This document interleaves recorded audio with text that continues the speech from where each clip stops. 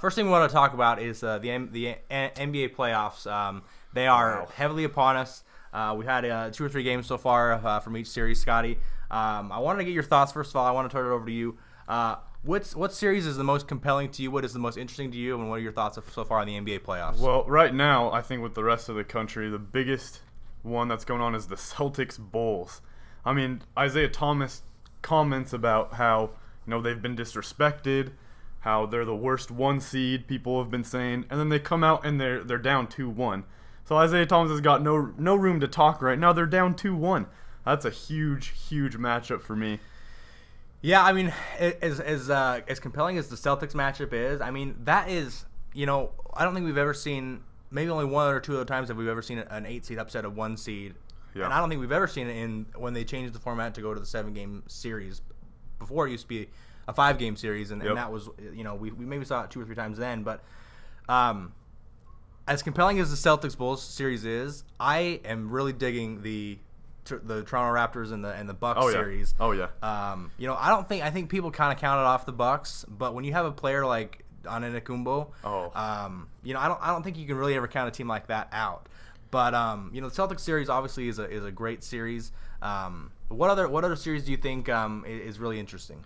One that I've really been paying attention to is the Warriors Blazers, and I know it's 2-0 Dubs. I know the Dubs are up 2-0 in that, but you can just see how the team has reacted with Kevin Durant and without Kevin Durant, because that's going to be a big factor whether or not they can claim a championship this year.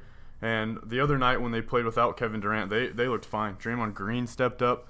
Curry stepped up. Curry only had 19, but he stepped up, made plays. Yeah, I think we saw this at the end of the regular season after he had been injured for a month or so. I think the Warriors are actually better without Kevin Durant. And say what you will about it, if you look on paper, they have the best regular season NBA season in history, and then they add Kevin Durant. You say they have to be better, and they were great at the beginning of the year.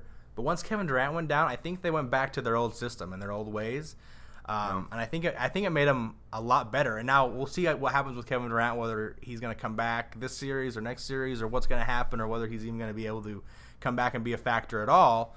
I don't know. I still think the Blazers are going to sweep. The Warriors are going to sweep this series. But it is a really interesting series. Yeah, one thing on that series on the Warriors, I don't want to spend too much time on the Warriors because everyone seems to be spending a lot of time on them these days, is the chemistry without Kevin Durant, and I think they're going to be fine. There's been a lot of, statistically, ESPN came out a couple weeks ago saying they're better defensively with Durant, their assists are better when they're with Durant, so statistically they're better with Durant, and I was just worried about the chemistry, because Curry now had to take the playmaking ability on him. And now that he can share it again with Durant, they're going to be fine, and they're going to go a long way. Another series I really enjoyed is the Clippers Jazz. It's just been hurt by injuries, which has been kind of a bummer when you got a player like Gobert that's going out, and now Griffin announced today that he's out too. It's kind of a tough pill to swallow. Yeah, I mean both the Jazz have been dealing with a lot of injuries all season. They've had injuries to Hayward, injuries to Favors, injuries to some of the other key players. The Clippers also, they're without Austin Rivers right now. They're going to be without Blake Griffin for the rest of the series. That one's going to be really interesting coming down to the stretch. Without Blake Griffin, last night I thought they played a little bit better when he was actually off the court, which is weird as it may seem. But I think that they were able to run a little bit more of the pick and roll that they don't reach to do with Blake Griffin when he's on the court as much. But again, that's a really compelling series. And again, the one we've left last is the Houston Oklahoma City Thunder series with probably the number one and number 2 potentially MVPs of the season, Russell Westbrook and James Harden. Oklahoma City got a win last night in their home court. And does this change your thoughts? Do you still think the Rockets are going to win this series, or does this maybe change your thoughts about having the Thunder win it? I like to call this series the Ball Hog series because that's what it seems to be between. I mean, not to take any credit away from Harden and Westbrook, they're freaks. They're amazing, but it's been a lot of ball hog. So, I mean, it's a great series, but it can be a little tougher to watch. No, I think the Rockets are a better team. I mean, the Thunder have Westbrook, and their second best player is arguably Steven Adams. So, I mean, when you got that, I think the Rockets are a better team. Thunder won by 2 last night. good game, but not too compelling in the ball hog series. I think the Rockets are going to take that. Yeah, I think the Rockets are going to take it as well. So the big thing that everyone is the big buzz through all the season, and especially now into the playoffs, is the fact that, well, not the fact, I guess, the rumor, or the supposition that we're going to have Cavs Warriors round 3. What are your thoughts on that? What are your thoughts on if the Cavs and the Warriors both get to the finals for round 3? What else do you think? Could someone else get into the finals? What are your thoughts on that? Yeah, well, the Cavs Warriors are heavy favorites. Vegas has got them. A lot of the odds makers are going 3. And if I had to bet my life on it or put thousands of dollars, I would probably say the Cavs Warriors again, because LeBron is one of the greatest to play. So it's kind of hard to bet against him.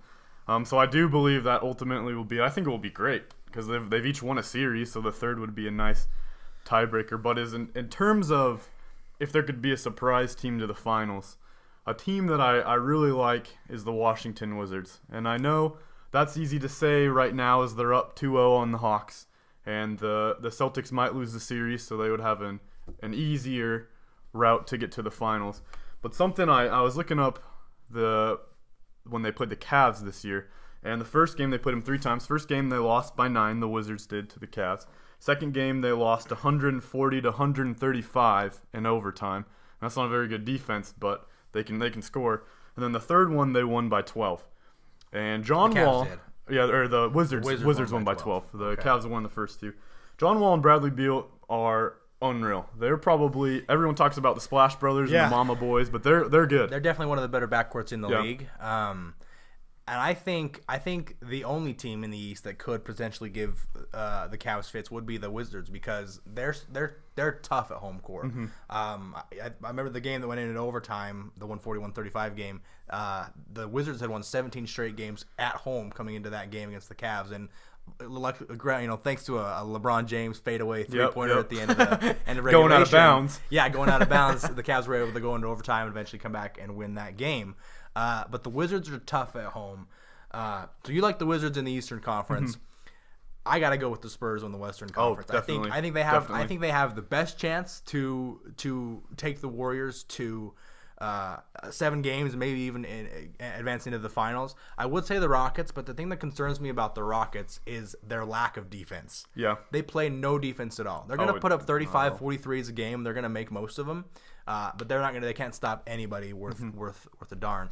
And I definitely think the Spurs have the best chance to upset the Warriors going into the finals. Absolutely. And we know how big defense is in the playoffs and the postseason. I mean, this is when DeAndre Jordan and Draymond Green shine, because this is when you really got to start playing defense. And I agree. The Spurs are probably the most fundamentally sound team on defense in the whole NBA, and that's going to be a big factor. Yeah, I mean, I can never count against Greg Popovich and the Spurs, no matter who they have, no matter how old the players are on the team. They always seem to be right there, at the top 1 or 2 seeds in the NBA. So, Scotty, let's go round by round, and I kind of want to get 2 things from you. I want to get who you think is going to be the most influential player throughout the rest of the series, and then I also want you to get a prediction for who is going to win that series and how many games it's going to take. All right, so let's start first with the Golden State Warriors Trailblazers series. It's 2-0 right now for the Warriors. Who's the most important player for either team in that series? Who's the one most important player, and what do you think the series will end up like? Yeah, so I think the Blazers, of course, it's easy to say now when the Warriors are up 2-0, but I think it will be a 4-1 Warriors. I watched the first game between the Blazers and the Warriors, and McCollum on the Blazers. Oh man, when he's playing like that, of course he had a game of his life. When he's playing like that, him and Damian Lillard can compete with anyone in the NBA, because they can really get up there. So you're giving the Blazers a game. I'll give the Blazers a game. I think they'll snag one in Portland. Yeah. But for the Warriors, if they want to go far, it's gonna be on Draymond Green. It's gonna be on, if he can, and he's been doing it all season. But if they want to make it back to the finals again, and if they want to win it, it's gonna be on his shoulders. Yeah, I don't give the Blazers a game. I mean, it was funny because Damian said that the Blazers were going to win in 6, and but what else can you say, really? Yeah, I understand that, I get that, but I mean, they've got no chance. I don't think they can get a game offensively. I mean, as good as Lillard and McCollum are, they're not as good as Clay and Steph. Yeah. I think it'll be a sweep. I think the most important player, if the Blazers are going to get a team, or sorry, if the Blazers are going to get a game, it would be C.J. McCollum. We know that Lillard is great. We know that he's going to get his points. Exactly. If C.J. McCollum can perform, at the level he has, that we know him as, then I think he could be the most important player in that series. Absolutely. Next up, what do you think about the Clippers Jazz series? Oh man, I wanna root for the Jazz in this one, but it's hard after they had that great first game with Joe Johnson, the shot for the win. It was great, but when Gobert goes out, it's kind of tough. And I know Griffin just got out too, which you could say equalizes, but Gobert is probably bigger to the Jazz than Griffin is to the Clippers. So unfortunately, I'm gonna have to go with the Clips in this one in 7, but I really want the Jazz to win. Yeah, I mean, I see what you say about the Clips. It was really tough for the Jazz yesterday after the loss. They led the whole game, and they had a really rough stretch in the fourth quarter. I think the most important player in the series is Gordon Hayward. Yeah. He had a rough 2 games. He only averaged about 19 points per game in the first 2, and then he exploded yesterday. He had 21 points in the first quarter, which was a Jazz record, which was really cool. But if the Jazz, without Gobert, if they want to have a chance to win this game, win this series at all, it has to go through Gordon Hayward.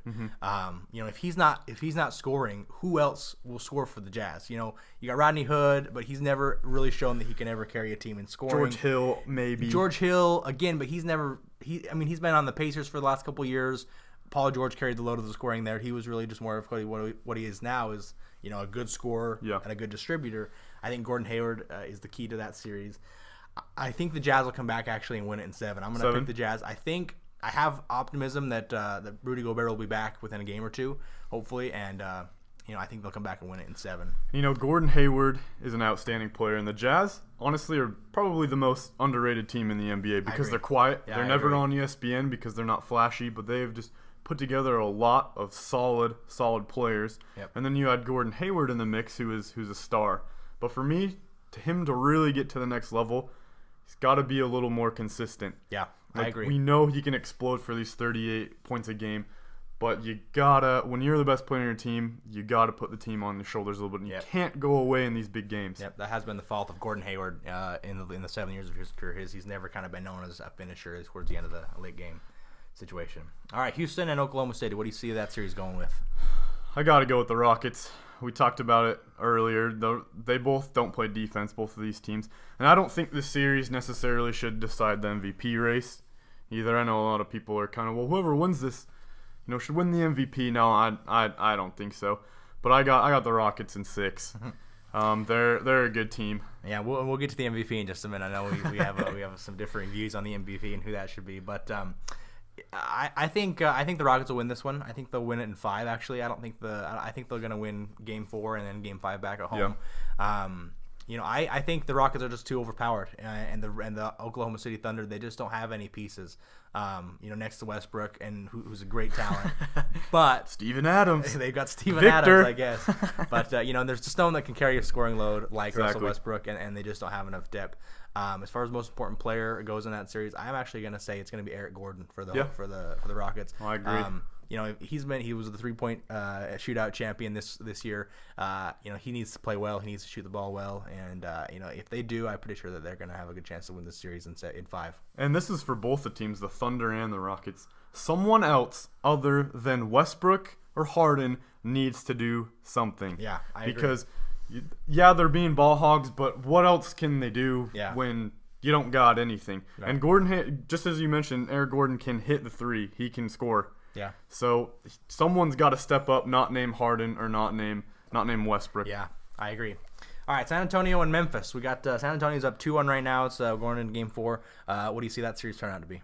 I mean, how many times have we seen these two teams play in the playoffs? I feel like every year somehow Memphis and San Antonio is matched up against each other. Yeah. I don't think the Grizzlies will win another game. I think it's going to be 4-1 Spurs. The Spurs are they're a good team. They're sound fundamentally, offensively, defensively. A big X factor for me on their team is LaMarcus Aldridge, because we know Kawhi Leonard is going to get in. He's going to get it done. The teams are keying in on Kawhi. So if LaMarcus Aldridge can really step up, as he has been, then he can take the team far. They can challenge the Warriors if he really takes it on the next level. Who do you like in that series? Yeah, I mean, I like the Spurs. I like the Spurs probably in 5 as well. I think it was really tough for Memphis losing Tony Allen, just before the playoffs started. He could have been maybe an equalizer. Again, they might have gotten one more game if he was playing, but I think the Spurs are going to carry this one. I think Mike Conley has to play well though, if they have any chance. Absolutely. And I think it's like I said earlier, I'm never going to go against Greg Popovich and the Spurs, regardless of who they're playing. And when is Ginobili and Parker going to retire? Seriously, man, I don't know. They've been in the NBA my whole life. Yeah, I mean, Ginobili, I don't know. I mean, I think they're 36 or 37 or I don't know, 35. But yeah, I agree. I mean, they've been in there for a while, and I'm sick of the Spurs. I mean, they're an amazing team. They're well run. I'm just sick of them, and just because they're in the Western Conference with so many other great teams, it just bothers me that they're always so good. But all right, Boston, Chicago. We talked about this one a little bit already. Boston's up 2-1 at Game 4 at home. What do you think this series is going to go? And it's Chicago's up 2-1 now, so it's a lot easier to sit here now and say, "Oh, Chicago's going to win." But I do think they're gonna pull it out. I think they're gonna Chicago. I think they're gonna pull it out in 7. I don't know. I don't know. I kind of feel like Boston will get it together. I think the first 2 games of the season, the first 2 games of the series, Boston, like after the death of Isaiah Thomas's sister, I think they were a little shook. And I think it was hard for them to kind of get back into the mindset of we have to play really, really important games for the next couple of days. But they trounced Chicago in Chicago. And I think that was kind of the point where they kind of got their mojo back. So I kind of think, maybe they won't win Game 4, but they'll win Game 5. And, if they can get to a Game 7, it's at home. Yeah. And I think, who knows what will happen if a Game 7 in Boston Garden, So, again, I got to take the Celtics in that one in 7. Who's your key player in that series? Who's going to decide the series? I want to say Isaiah Thomas, Mm-hmm. but I got to go with Jimmy Butler. He's the best player on the court. I think that he has the power to control the series, where Isaiah Thomas was shut down for the first 2 games, essentially. I mean, he had 33 points but in the first game, I believe. But, I think he can be shut down. I think the Chicago Bulls have done a really good – got my sports mixed up there. I think they've done a really good job of containing Isaiah Thomas. Mm-hmm. So, yeah, I agree. All right. Washington, Atlanta. What do you think we got here? Oh, Washington all the way. I think they'll win it in 5, to be honest. Okay. I just ranted earlier on the show. Washington's a really, really good team. And the X factor for them to go far is not John Wall, not Bradley Beal, but Otto Porter Jr. Yeah. They're 3. Oh, and I'm not saying he can shut LeBron down by any means, but if they want to go anywhere, it's going to be on him. Yeah. He's young, but he can step up. He played at Georgetown. Yeah. He's a good player because everyone's on Beal and Wall. We got to stop them. If he can step up, if he can get in there and play D, I really like him. Yeah. I don't like him in the next series against the Cavs though. If they ever do meet the Cavs. But yeah, I mean, I think Washington will win this one. We're going back to Atlanta for games 3 and 4. I think Atlanta will maybe get a game or 2. I actually see this one going 6. I think Atlanta will probably win both games at home. I see this one going 6, and I think the most important player for Atlanta, actually, I'm going to go with a player for Atlanta, is going to be Paul Millsap. He's been leading them the whole season, and I think that if they want to advance, it's going to be up to Paul Millsap to get that done. Okay, Toronto and Milwaukee. Milwaukee's already up 2-1. What do you see that series going? Yeah, I say Bucks in 7. I think the Raptors. Wow, really? I think the Raptors are going to bounce back. And the Raptors are good, but the Bucks right now are playing. Do you think the Bucks are going to go in and get a Game 7 win on the road? I really do. They're playing Wow. good now. They're playing solid. They're firing all cylinders. Defense is coming together a little bit, and they look like a tough team. We all know the Greek Freak. He's the best player on the team, but they're looking good. And I also think Greg Monroe is really good. I know he's the backup center, but he's been playing well, and he's just defensively he's sound. Yeah. And that's what I really like. He doesn't get talked about often, but he's a legit player. Yeah, I don't see this series. I mean, as much as I want to see the Bucks win, I think it would be really cool because they've had injuries to Jabari Parker for the last couple of seasons, which has been really unfortunate. But I think I got to favor Toronto here. I got to favor them in 7. I feel like Game 7. DeMar DeRozan and Kyle Kyle Kyle Kyle Cowry. that his Lowry. name? Lowry. I don't know why I said Kyle Lowry. What am I even saying? Kyle Lowry. I think Kyle Lowry is the most important player in the series because he's had his criticism in the playoffs before, especially the last couple of years. And if they want to win this series, I want to pick them in 7. Kyle Lowry's got to be big. Yeah, I just feel the Raptors have kind of, to quote Michael Jordan, I think their ceiling's the roof. I think they've kind of hit. Where they're gonna after they lost in the Eastern Conference Finals to the Cavs. I think that's about as best as they're gonna get, and not to take anything away from the 1-2 punch of Lowry and DeRozan, but I don't see them really going far in the playoffs anymore. I think their ceiling's the roof. Yeah, I don't know. We'll see. I guess we'll see how that one turns out. All right, and the last one. This is gonna be the easiest one for sure of the segment here. Cleveland versus Indiana. Cleveland's up 3-0. Do you see Indiana getting any game at all? No, it's going to be Cavs 4-0, and it just stinks because that last game when they had the opportunity, or the first game between the Pacers and the Cavs, the Pacers had an opportunity to steal one, and I think that would have given them momentum in the series. Not saying the Pacers would win, but it would be a little longer. But the Cavs got LeBron, Kyrie Irving. What else do I need to say? Yeah, I mean, I've really been disappointed with the Pacers. I really don't like Paul George in the way that he's kind of pushing blame off of himself. I'm always kind of one of those guys that if you lose, you need to take the blame for yourself and let the media decide whose fault it was.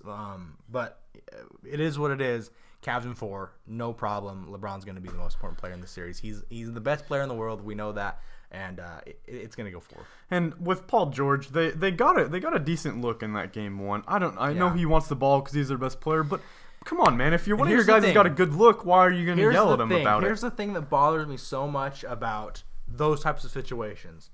What would have happened if the situation was reversed? LeBron's team and the Cavs were down by 2 points or whatever it was, 1 point or whatever. What if LeBron had given up that shot? What would have happened? People would have hounded on LeBron. He would have been destroyed. LeBron, what are you doing? You got to pass the ball. You got to take the shot. That's the thing that bothers me is why wasn't Paul George criticized for not taking the shot? Yeah, he passed it up and wanted to get it back. Jeez. But with 4 seconds left, you got to take the shot, Paul George. Yeah. And that's the thing that bothers me is that's why I hate when people hate on LeBron. That was the right play. Paul George did. It was the right play. He passed it to a guy. He got doubled as good by the Cavs when they sent LeBron at him. He was doubled. He made a pass to a guy who's a good shooter. C.J. Miles is not a bum. I mean, he's one of the top 3-point shooters in the league this season. And he had a good shot. He had a good look. That was the right play. It takes me back to when Darren Williams first joined the Cavs, right? Yeah. The first game of the season when he was after he had joined the Cavs, they had a play there at the end of the game where the Cavs needed a bucket, needed probably a 3 or a 2. I can't remember what the situation was exactly. LeBron had the ball and penetrated, got double teamed, and Darren Williams is over in the corner wide open. He makes that pass. Now Darren Williams misses a shot, but that was the right play in that situation, and that's why it really bothers me that we have a double standard when it comes to LeBron, thinking that he should take and make every game-winning shot. But Cavs in 3 or Cavs in 4, no question about that.